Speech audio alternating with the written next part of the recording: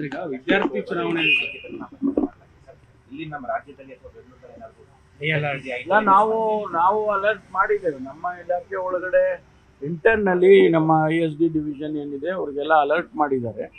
ಆಮೇಲೆ ಈ ಬಾಂಗ್ಲಾದೇಶ್ ಅಂತ ಹೇಳಿದ್ದಾರೆ. ಅದರಲ್ಲಿ ಬಾಂಗ್ಲಾದೇಶ್ ಈಗಾಗಲೇ 1 ತಿಂಗಳಿಂದ ನಾವು ಒಂದು ರೀತಿಯಲ್ಲಿ ಪ್ರತಿ ಜಿಲ್ಲೆಯಲ್ಲೂ ಕೂಡ ಎಲ್ಲಾದರೂ ಬಾಂಗ್ಲಾದೇಶೀಸ್ ಇದ್ದಾರಾ ಅಂತ ಹೇಳಿ ನಾವು ಹುಡುಕ್ಬೇಕು ಅವ್ರನ್ನ ಅಂತೇಳಿ ಸೂಚನೆಯನ್ನು ಈಗಾಗಲೇ 1 ತಿಂಗಳಿಂದನೇ ಕೊಟ್ಟಿದ್ದೆ ನಾನು. ಆ ಕೆಲಸ ನಡೀತಾ ಇದೆ. ಏಕೆಂದರೆ ವಿರೋಧ ಪಕ್ಷದವರು ಕೂಡ ನಮಗೆ ಎಚ್ಚರಿಕೆ ಮಾಡಿದರು. ಏನು ಕಾಫಿ ತೋಟದಲ್ಲಿ ಕೆಲಸ ಮಾಡ್ತಾರೆ, ಕನ್ಸ್ಟ್ರಕ್ಷನ್ ಸೈಟ್ಗಳಲ್ಲಿ ಭಾಳ ಜನ ಬಾಂಗ್ಲಾದೇಶೀಸ್ ಬೆಂಗಳೂರಿನಲ್ಲಿ ಮತ್ತು ಬೇರೆ ಬೇರೆ ಊರಿನಲ್ಲಿ ಕೆಲಸ ಮಾಡ್ತಾರೆ ಅಂತೆಲ್ಲ ಹೇಳ್ತಿದ್ರು. ನಾವು ಈಗ ಅದನ್ನು ಭಾಳ ಸೀರಿಯಸ್ ಆಗಿ ತಗೊಂಡು ಪ್ರತಿಯೊಂದು SP ಗಳಿಗೂ ಕೂಡ ಸೆನ್ಸಿಟೈಸ್ ಮಾಡಿದ್ದೇವೆ. ಇಲ್ಲಿ ಬೆಂಗಳೂರಿನಲ್ಲಿ ಕೂಡ ಸೆನ್ಸಿಟೈಸ್ ಮಾಡಿ ನೀವು ಕಳೆದ 1 ತಿಂಗಳಿಂದ ಒಂದು ರೀತಿಯಲ್ಲಿ ಡ್ರೈವ್ ಥರ ಮಾಡ್ತಾ ಇದ್ದಾರೆ. ಪ್ರತಿ ಪೊಲೀಸ್ ಸ್ಟೇಷನ್ ಲಿಮಿಟಲ್ಲಿ ನೀವು ಕ್ರಮ ತಗೋಬೇಕು ಅಂತೇಳಿ ನಾವು ಸೂಚನೆ ಕೊಟ್ಟಿದ್ದೇವೆ. ಅವರು ಈಗ ಅವರವರ ಲಿಮಿಟ್ಸಲ್ಲಿ ವೆರಿಫಿಕೇಷನ್ನು ಮಾಡ್ತಾ ಇದ್ದಾರೆ. ಹೊರಗಡೆಯಿಂದ ಬಂದು ಕೆಲಸಕ್ಕೆ ಬಂದಿರೋರು ಮತ್ತು ಯಾರಾದರೂ ಅನುಮಾನಾಸ್ಪದವಾಗಿರೋರು ಅವ್ರನ್ನೆಲ್ಲ ವೆರಿಫೈ ಮಾಡ್ತಾ ಇದ್ದಾರೆ. ಸರ್, ಈಗ ನಿಮ್ಮ ಕೊರಟಗೆರೆಯಲ್ಲಿ ದಲಿತ ಕುಟುಂಬವೊಂದಕ್ಕೆ ದೇವಸ್ಥಾನಕ್ಕೆ ಬಿಟ್ಟಿಲ್ಲ ಅಂತಕ್ಕಂಥದ್ದು ಒಂದು ಚರ್ಚೆ ಆಗ್ತಾ ಇದೆ. ನಾನು ವಿಚಾರ ಮಾಡ್ತೀನಿ ಅದನ್ನು, ಅದು ಯಾವ ಕಾರಣಕ್ಕೆ ಆ ರೀತಿ ಮಾಡಿದ್ದಾರೆ.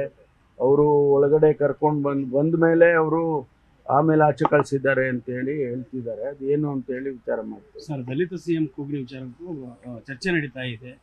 ಕುಮಾರಸ್ವಾಮಿ ಅವರು ಕೂಡ ಅದೇ ಪ್ರಸ್ತಾಪ ಮಾಡಿದ್ರು. ಮಹದೇವ ಕಾಂಗ್ರೆಸ್ ಎಲ್ಲ ವಿರೋಧ ಪಕ್ಷದವ್ರು ಮಾಡ್ತಾ ಇರೋ ಕೆಲಸ ಇದು. ವಿರೋಧ ಪಕ್ಷದವರಿಗೆ ಅವರ ಇದನ್ನ ಮುಚ್ಚಿಟ್ಕೊಳ್ಳೋದಕ್ಕೆ ಸುಮ್ಮನೆ ಈ ಚೀಫ್ ಮಿನಿಸ್ಟರ್ ಕೂಗು. ನಮ್ಮಲ್ಲಿ ಆಡಳಿತ ನಡೀತಾ ಇಲ್ವಾ? ಮುಖ್ಯಮಂತ್ರಿಗಳ ಆಡಳಿತ ಮಾಡ್ತಾ ಇಲ್ವಾ?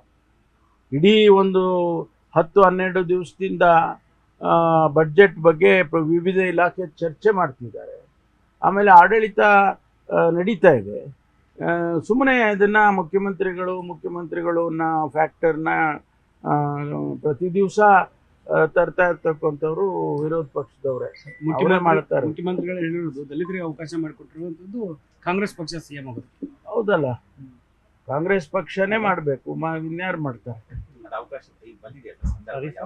ಅದು ಹೈಕಮಾಂಡ್ ಅವರು ಡಿಸೈಡ್ ಮಾಡ್ತಾರೆ ಯಾವಾಗ ಸಂದರ್ಭ ಮತ್ತೊಂದು ಅದೆಲ್ಲ. ಸರ್, ಈಗ ವಿದ್ಯಾರ್ಥಿ ಚುನಾವಣೆಗಳನ್ನ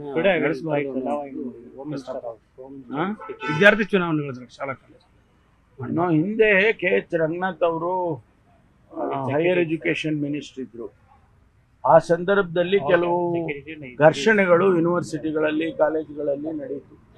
ಆ ಕಾರಣಕ್ಕಾಗಿ ಅವರು ವಿದ್ಯಾರ್ಥಿ ಚುನಾವಣೆಗಳನ್ನು ಬ್ಯಾನ್ ಮಾಡಬೇಕು, ಶಾಲಾ ಕಾಲೇಜಲ್ಲಿ ಮಕ್ಕಳು ಓದ್ಕೊಳ್ಳಿ, ಚುನಾವಣೆ ಅದೆಲ್ಲ ತಂದರೆ 2 ಗುಂಪು 3 ಗುಂಪು ಆಗ್ತವೆ, ಹೊಡೆದಾಡ್ಕೊಳ್ತಾರೆ.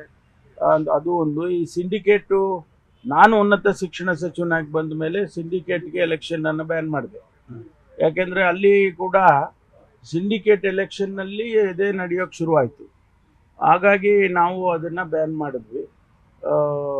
ಮತ್ತೆ ಈಗೇನೋ ಪುನರ್ ಪರಿಶೀಲನೆ ಮಾಡಬೇಕು ಅಂತೇಳಿ ಒತ್ತಡ ಬರ್ತಾ ಇದೆ. ಅದನ್ನು ಕ್ಯಾಬಿನೆಟ್ ನಿರ್ಧಾರ ಮಾಡುತ್ತೆ. ನಿರ್ಭೀತ, ನಿಷ್ಪಕ್ಷಪಾತ, ವಿಶ್ವಾಸಾರ್ಹ ಸುದ್ದಿಗಳಿಗೆ ಮತ್ತೊಂದು ಹೆಸರಾಗಿರುವಂತ ನ್ಯೂಸ್ 18 ಕನ್ನಡ ಈಗ ಆಪ್ನಲ್ಲೂ ಲಭ್ಯವಿದೆ. ದಯವಿಟ್ಟು ಇಲ್ಲಿರುವ QR ಕೋಡ್ ಅನ್ನ ಸ್ಕ್ಯಾನ್ ಮಾಡಿಕೊಂಡು ಆಪ್ ಅನ್ನ ಡೌನ್ಲೋಡ್ ಮಾಡೋದಕ್ಕೆ ಮರಿಬೇಡಿ. ನಿಮ್ಮ ಬೆಂಬಲ ಹೀಗೆ ಸದಾ ನಮ್ಮೊಂದಿಗಿರಲಿ. ಧನ್ಯವಾದ.